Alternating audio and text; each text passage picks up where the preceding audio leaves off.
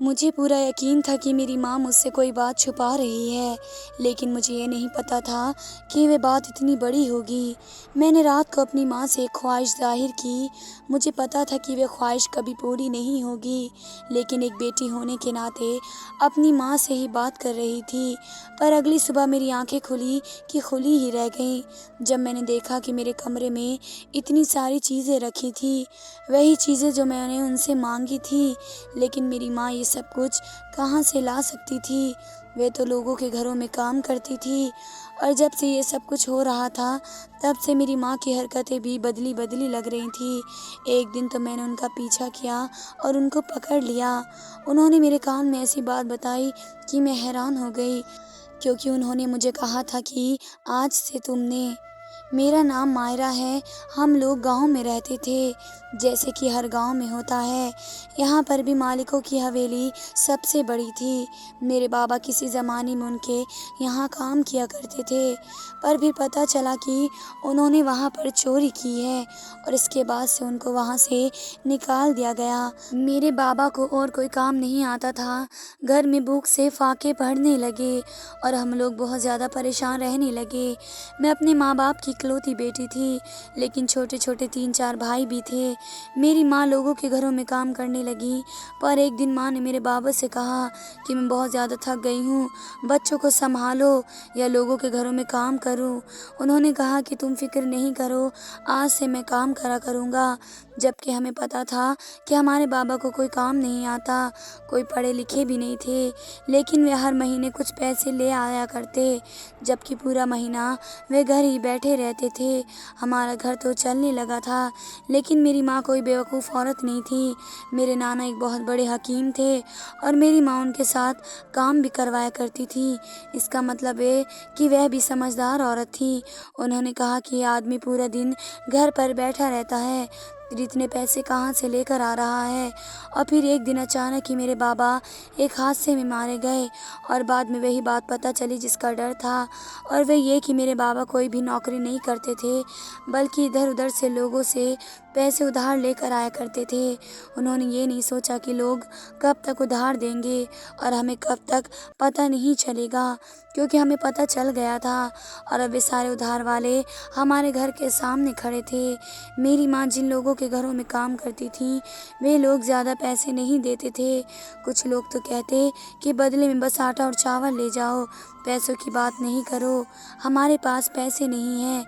मैंने अपनी माँ को कहा कि आप हवेली में काम क्यों नहीं करती? हवेली में काम करने वालों को तो बहुत ज़्यादा पैसे मिलते हैं।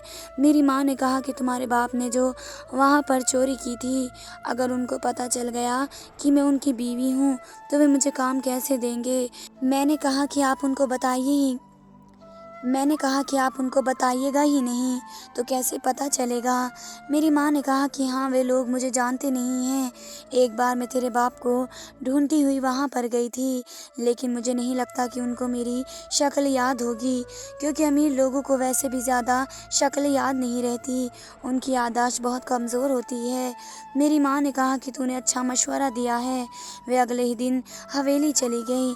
मेरी माँ ने 5 बच्चे पैदा किए थे, और उनका वजूद बहुत भारी भरकम हो गया था। माँ बहुत ज़्यादा मोटी हो गई थी। उनके लिए काम करना मुश्किल था, लेकिन उनको काम मिला तो सिर्फ झाड़ू लगाने का, यानी कि पूरी हवेली में झाड़ू लगानी थी। मेरी माँ ने कहा कि ये काम मेरे लिए बहुत मुश्किल है, मेरे से तो उठा बैठा तक नहीं जाता। मुझे लगा कि बर्तन धोने या खाना पकाने का काम मिल जाएगा तो बैठ कर कर लूँगी, लेकिन और क्या कर सकते थे, मैं भी तो पढ़ी लिखी नहीं थी, मेरी पढ़ाई पर भी तवज्जो नहीं दी गई थी, मैं भी लोगों के घर काम ही कर सकती थी। पर माँ ने कहा कि अगर तू भी लोगों के घर काम करने जाएगी, तो फिर तेरे छोटे बहन भाइयों को कौन संभालेगा? इसलिए मुझे घर पर रहना पड़ता था, और मेरी माँ ये काम करती थी। मेरे दिमाग में ये बात हमेशा रहती कि मेरी माँ कितनी तकलीफ़ में होंगी और कितनी मुश्किल से काम कर रही होंगी, लेकिन और क्या कर सकते थे। एक दिन मेरी माँ हवेली से वापस आई तो घर में कुछ तलाश करने लगी। मैंने कहा कि क्या तलाश कर रही हैं? तो कहने लगी, यहाँ तेरे नाना की एक पुरानी किताब पड़ी थी, वे तलाश कर रही हूँ। मैंने कहा कि आप इस पुरानी किताब का क्या करेंगी? तो कहने लगी कि ज़रूरत है मुझे इसकी, बस तू मेरी मदद कर। माँ बहुत जल्दी में लग रही थी, बहुत ज़्यादा परेशान लग रही थी। वे किताब मैंने भी देखी तो ज़रूर थी, लेकिन न जाने कहाँ थी। थोड़ी देर के बाद वो किताब मिल गई तो मेरी माँ को सुकून आ गया, पर उन्होंने मुझे बताया नहीं। फिर एक दिन मैंने उनको एक अजीब सी हरकत करते हुए देखा, जिसकी कोई भी तुक नहीं थी। ये बात भी अपनी जगह थी कि मेरे बाबा के जाने का मेरी माँ को कोई दुख न था। जो मर्द औरत को ज़िंदगी भर कोई सुख न दिखाए, इसके जाने पर औरत क्या बैठकर मातम मनाती रहे, और वह भी ऐसी औरत जिसके बच्चे हैं और जिसको पता हो कि मैंने अपने बच्चों का खाना पीना पूरा करना है, वह कैसे ये सब कुछ कर सकेगी। मैंने देखा कि मेरी माँ कमरे में गई थी। उन्होंने मुझे कहा था कि मैं कपड़े बदल लूँ, इसके बाद मुझे हवेली पर काम करने जाना है। हमारे घर में एक ही कमरा था जिसकी खिड़की वैसे ही टूटी हुई थी। जब मैं इसके पास से गुजरी तो मैंने देखा कि मेरी माँ कपड़े बदल रही थी। मुझे नज़र आ गया, लेकिन ये देखकर हैरान रह गई कि उन्होंने अपनी नाव के ऊपर कोई चीज़ रखी हुई थी और इसके ऊपर से टेप लगा रखा था। मैं हैरान रह गई कि मेरी माँ ये क्या कर रही हैं। मैंने उनसे पूछना चाहा, लेकिन पूछा नहीं। वे जल्दी से वहाँ से चली गई। इसके बाद मैं इस सोच में रहने लगी कि मेरी माँ अपनी नाव में क्या चीज़ रखती हैं और हवेली जाने से पहले ही क्यों रखती हैं। इस चीज़ को अपनी नाव में रखकर वे हवेली क्यों जाती हैं और वे चीज़ क्या है। 2-4 दिन मैं तलाश करती रही, लेकिन मुझे पता नहीं चला।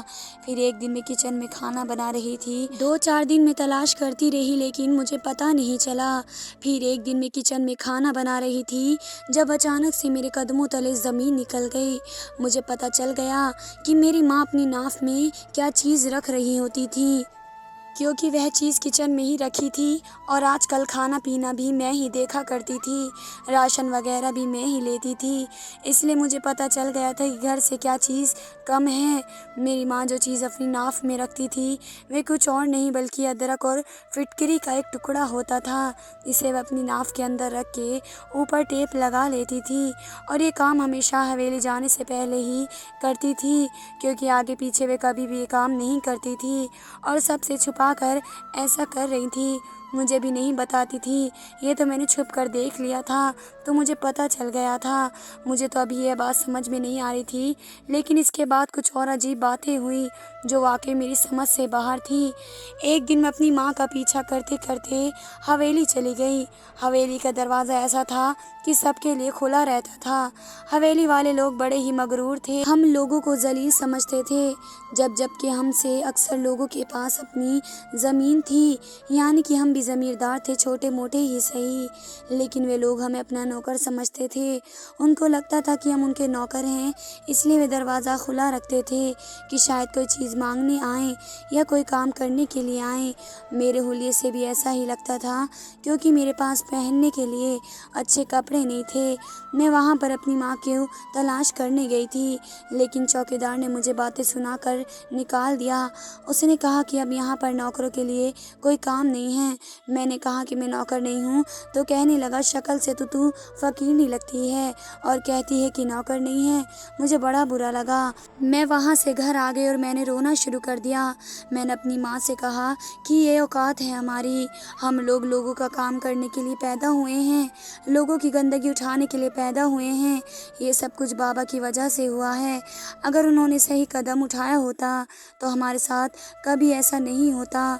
मेरी माँ का कहना था कि अब वे इस दुनिया से चला गया है, अब उसको सोचना बंद कर दो। उसको क्या पता था कि ये सब कुछ हो जाएगा।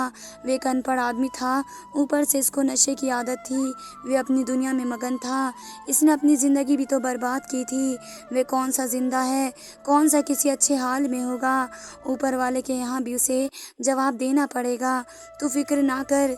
मैंने कहा कि आपकी बातों से मेरी गई हुई इज्जत तो वापस नहीं आ जाएगी। ना मुझे कितना बुरा लगा होगा, और आप भी तो कोई पैदाइशी नौकर नहीं हैं, ये तो हमारी मजबूरी थी। मेरी माँ ने कहा कि अच्छा तू बता तुझे क्या चाहिए, मैं तुझे ला दूँगी। मैंने कहा कि कहाँ से ला कर दोगी, घर की दाल रोटी तो पूरी नहीं होती, बच्चे बड़े हो रहे हैं, इतना ज़्यादा खाना खाते हैं। मेरी माँ ने कहा तू बता तो सही तुझे क्या चाहिए। मुझे गुस्सा आ गया और मैंने कहा मुझे कपड़े चाहिए, मुझे जूते चाहिए, मुझे ज़ेवर चाहिए, मुझे उनके साथ के पर्स चाहिए, मुझे खुद को सजाने के लिए सारी चीज़ें चाहिए, मुझे अच्छी-अच्छी किताबें चाहिए जिनको मैं पढ़ सकूं, मुझे एक शीशा चाहिए, एक बैग चाहिए, एक कमरा चाहिए जिसमें मैं सब कुछ रख सकूं। तो ला कर दे सकती हैं मुझे ये सारा कुछ? मुझे इसमें से एक भी चीज़ लाकर नहीं दे सकती आप। मैं रोती ही वहाँ से चली गई। मैं पूरी रात बिस्तर पर ही बेटी सोचती रही कि मुझे माँ के साथ ऐसे बात नहीं करनी चाहिए थी। वे मेरे लिए कितना ज़लील होती हैं, कितने काम करती हैं। लेकिन मुझे गुस्सा आ गया था। सुबह हुई तो माँ शायद वक्त से पहले उठकर ही काम पर चली गईं और शाम तक वापस भी नहीं आई थी। काफ़ी देर हो चुकी थी, मैं उनका इंतज़ार कर रही थी। सोचा हवेली जाकर उनको बुला लेती हूँ। हवेली यहाँ से थोड़ी दूर थी, लेकिन थी तो गांव के अंदर ही। पर अगर मैं जाती तो मेरे छोटे भाई भी मेरे पीछे आते, क्योंकि वे वैसे ही बहुत ज़्यादा शरारती हो गए थे। मैं माँ का इंतज़ार करती रही, पर अचानक से मेरी आँख लग गई। जब आँख खुली तो माँ घर आ चुकी थी और किचन में खड़ी होकर खाना बना रही थी। मैंने कहा कि आप क्यों खाना बना रही हैं? पूरे दिन की थकी हुई आई हैं, मैं खुद ही खाना बना लूँगी। तो मेरी माँ ने कहा कि नहीं, मैं खाना बना लूँगी और तेरी पसंद का ही खाना बना रही हूँ। तो ज़रा जानवरों वाले कमरे में तेरे लिए मैंने वहाँ पर कोई चीज़ रखी है। हमारे घर में एक जानवर वाला कमरा था।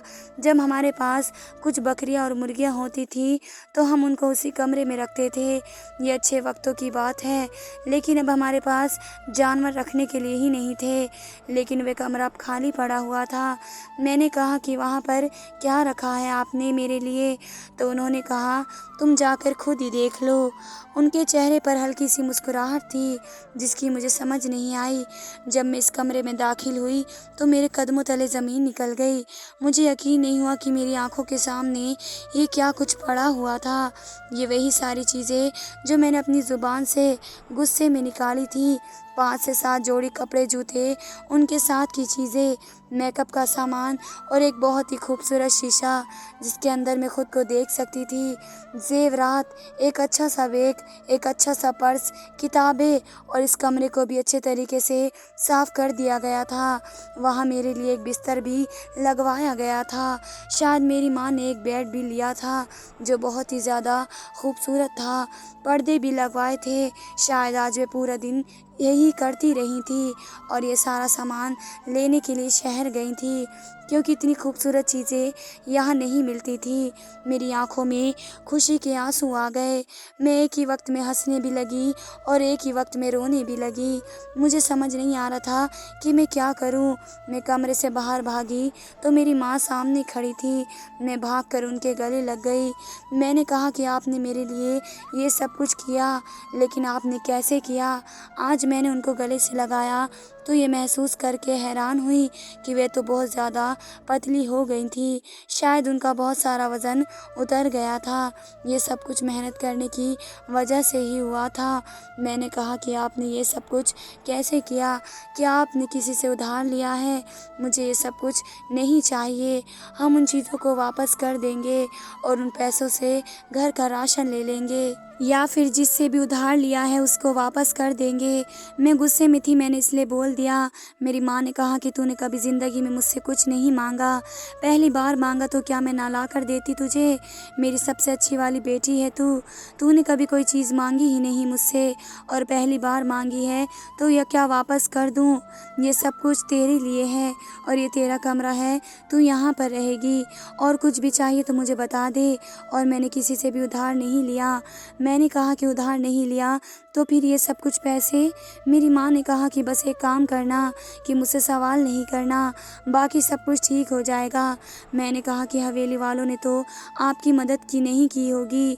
हवेली वालों के बारे में तो सुना है, मैंने अजीब से लोग हैं। वह और जो मालकिन हैं पूरा दिन कमरे में बैठी रहती हैं, किसी से कोई बात नहीं करती, सबकी बेइज्जती करती रहती हैं, हमेशा गुस्से में होती हैं, चीज़ें तोड़ती रहती हैं, पूरी हवेली में शोर मचाती हैं। सारे गांव को इस बारे में पता है। मालिक साहब की पहली बीवी हमेशा अपने कमरे में ही छिपी रहती है। जब उनकी नई नई शादी हुई थी तो वह गांव भी आया करती थी, लोगों से उनके मसले भी सुनती थी और पूरा करने की कोशिश भी करती थी। बिल्कुल किसी मालिक की तरह पेश आने के लिए ये सब कुछ किया करती थी, लेकिन अब तो वह अपने कमरे से ही नहीं निकलती।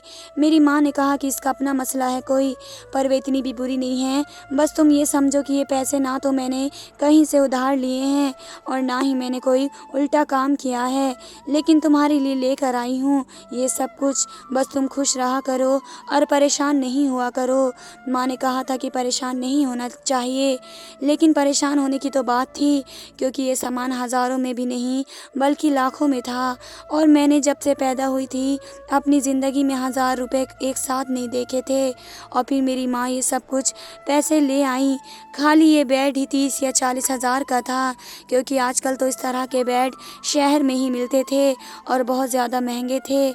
हम गांव के लोग थे, हमारे घर में तो इसके अलावा कोई बेड नहीं था, सिर्फ चारपाई थी। अब मैं इसी कमरे में रहती थी और दूसरे कमरे में मेरी माँ और छोटे भाई सोया करते। यहाँ पर एक बक्सा भी था जिसमें मैंने पहले अपनी 2-4 चीज़ें रखी हुई थी जो कि मेरे पास थी। माँ ने वे चीज़ें भी इस कमरे में रख दी थी, लेकिन इस बक्से को अभी भी ताला लगाकर अपने पास रखा था और रोज़ इसको खोला और बंद किया करती थी। ना जाने इसके अंदर क्या था। मेरे बाबा तो इस दुनिया से जा चुके थे, लेकिन मेरी दादी अभी भी जिंदा थी। एक दिन मैं उनसे मिलने के लिए उनके घर चली गई। वे मेरी माँ को अच्छा नहीं समझती थी, लेकिन हम बहन भाइयों से फिर भी थोड़ा बहुत प्यार करती थी। जब मैं वहाँ गई तो मेरे लिए नए कपड़े, नए जूते पहने थे। मैंने अपने हाथों में अपना नया पर्स भी पकड़ा था और मैं बहुत ज़्यादा खूबसूरत भी लग रही थी, क्योंकि मैंने जेवर भी पहने थे और मैंने मेकअप भी किया हुआ था। वहाँ पर मेरे चाचा के कुछ बच्चे भी थे जो मुझे देखकर हैरान रह गए। मेरी चाची तो जैसे जल भून कर राख हो गई और मेरी दादी भी हैरान थी। उन्होंने कहा कि इतने अच्छे और ख़ूबसूरत कपड़े तुम्हारे पास कहाँ से आए? ये तो बड़े महंगे लगते हैं। तुम्हारी माँ तो लोगों के घरों में काम करती है। अच्छा, किसी ने खैरात के तौर पर दिए होंगे। मैंने कहा कि जी नहीं, खैरात के तौर पर नहीं दिए हैं, बाज़ार से लिए हैं, बिल्कुल नए हैं, बल्कि शहर से लेकर आई हूँ। मैं भी तो इंसान थी, मेरे अंदर भी बचपन की महरूमियाँ थी जिनको मैं पूरा करना चाहती थी। मैंने उनको बढ़ चढ़ कर बताया कि ये सब कुछ मेरी माँ ने मेरे लिए लेकर दिया है। ये भी बताया कि और भी सामान है और इस सामान के अंदर क्या क्या है। वे लोग हैरान हो गए और उनके मुंह खुले के खुले रह गए। मेरी चाची जब वहाँ से उठकर चली गई तो मेरी दादी ने कहा कि तेरी माँ कोई उल्टा सीधा काम तो नहीं कर रही। मैंने कहा कि क्या मतलब दादी, कैसी बात कर रही हैं आप? तो उन्होंने कहा कि देख बेटा, मेरा बेटा तो इस दुनिया से चला गया है, लेकिन तुम मेरे बेटे की अमानत हो। तुम्हारे भाई मेरे बेटे के वारिस हैं और तुम्हारी माँ तो पहले से ही इतनी ज़्यादा खूबसूरत थी। थोड़ा वज़न बढ़ गया इसका, लेकिन अभी भी खूबसूरती है। क्या पता कोई उल्टा सीधा काम करती हो, वरना इतने सारे पैसे कहाँ से लेकर आएगी? अब तुम भी कोई बच्ची नहीं रही हो, 17 साल की हो गई हो। तुम्हारी उम्र में तुम्हारी माँ की शादी हो गई थी। तुम्हें नहीं पता कि उल्टे सीधे काम क्या होते हैं। और एक औरत जिसके लिए गलत तरीके से पैसा कमाना बहुत ज़्यादा आसान होता है, लेकिन हलाल के पैसे कमाना बहुत ज़्यादा मुश्किल होता है। और जितने खर्च तुम बता रही हो वे हलाल के पैसों से भला कैसे हो सकते हैं? तुम्हारे 2 चाचा हैं, सरकारी नौकर हैं, लेकिन हम भी इतनी सारी चीज़ें एक साथ नहीं ले सकते, क्योंकि हमारे पास इतने पैसे नहीं होते और तुम्हारा बाप इस दुनिया में नहीं है। माँ तुम्हारी हवेली में काम करती है, वह भी सिर्फ झाड़ू मारने का, तो उसके पास इतने सारे पैसे कहाँ से आ गए? तुम अपनी माँ पर नज़र रखनी चाहिए। तुमने भी तो मरकर अपने बाप को जवाब देना है, तो क्या जवाब दोगी अपने बाप को? अगर तुम्हारी माँ कल को तुम्हारे सर पर कोई नया बाप ले आए तब क्या करोगी? बस ये सुनकर मेरे कदमों से ज़मीन निकल गई और मुझे बहुत ज़्यादा गुस्सा आ गया। मैंने कहा कि मैं जा रही हूँ। उन्होंने कहा कि हाँ, तुम गुस्सा होकर जा रही हो, लेकिन इस बारे में सोचना ज़रूर। मैं जाते हुए भी इसी बारे में सोच रही थी, क्योंकि बात तो परेशानी की थी। सोचा कि माँ है, मैं पूछ लेती हूँ इनसे, मुझे बता देंगी। मुझे नहीं नहीं बताएंगी तो किसको बताएंगी। पर जब मैंने माँ से पूछा तो माँ ने कहा कि नहीं बताऊंगी, तुम क्यों पूछ रही हो। उन्होंने तो मुझे सीधा ही डांटना शुरू कर दिया कि चीज़ें मिल रही हैं, इसी में खुश रहा करो, फिजूल सवाल ना किया करो, जाओ जाकर खाना बनाओ। मुझे दादी ने कहा था कि अगर तेरी माँ सवाल करने पर नाराज़ होए या गुस्सा होए तो समझ जाना कि वे गलती पर है। मेरी माँ को वाकई गुस्सा आ गया था। ठीक कहा था मेरी दादी ने, शायद वे गलत काम कर रही थी इसलिए उनको गुस्सा आया था। वे खुद भी यही कहा करती थी। एक दिन मैं उनका पीछा करती हवेली पहुंच गई क्योंकि मैं जानना चाहती थी कि वहां पर ऐसा क्या काम करती हैं, लेकिन उन्होंने मुझे बाहर से ही भगा दिया। इसके बाद मेरी नज़र इस बक्से पर पड़ी जिसमें मेरी माँ ने कुछ रखा हुआ था, लेकिन चाबी सिर्फ उनके पास होती थी। मेरे भाई खेल रहे थे, उन्होंने कोई शरारत की और बक्सा एक तरफ से तोड़ दिया क्योंकि ये बहुत पुराना था। जब ये बक्सा टूट गया तो इसमें से कोई ऐसी चीज़ बाहर झांकने लगी जिसको देखकर मेरे कदमों तले ज़मीन निकल गई। कुछ और नहीं बल्कि ढेर सारे पैसे थे। मेरी माँ शाम को लेट घर आई। जिस तरह वे मेरे लिए काफ़ी सारे कपड़े लाई थी, इसी तरह अपने लिए भी लाई थी। उन्होंने कहा, देखो मैं अपने लिए भी इतने सारे कपड़े ले आई हूँ, पतली हो गई हूँ, पुराने कपड़े पहनती हूँ तो ऐसा लगता है कि बहुत ही ज़्यादा ढीले हैं, इसलिए नए कपड़े लिए हैं। देखो तो सही तुम्हारी माँ ने अपने लिए क्या क्या लिया है। मैं बहुत गुस्से में थी। मैंने माँ को कहना शुरू कर दिया कि क्यों देखूँ मैं उन चीज़ों को, आखिर है तो हराम के पैसों की यह चीज़ें। मैंने इतना कहा कि मेरी माँ हैरान रह गई, उनकी आंखों में आंसू आ गए। उन्होंने कहा ये हराम के पैसे नहीं हैं। मैंने कहा कि फिर ये क्या है। मैंने बक्सा उनके सामने रख दिया। मैंने कहा हवेली में झाड़ू लगाने वाली औरतों को कौन इतने पैसे देता है।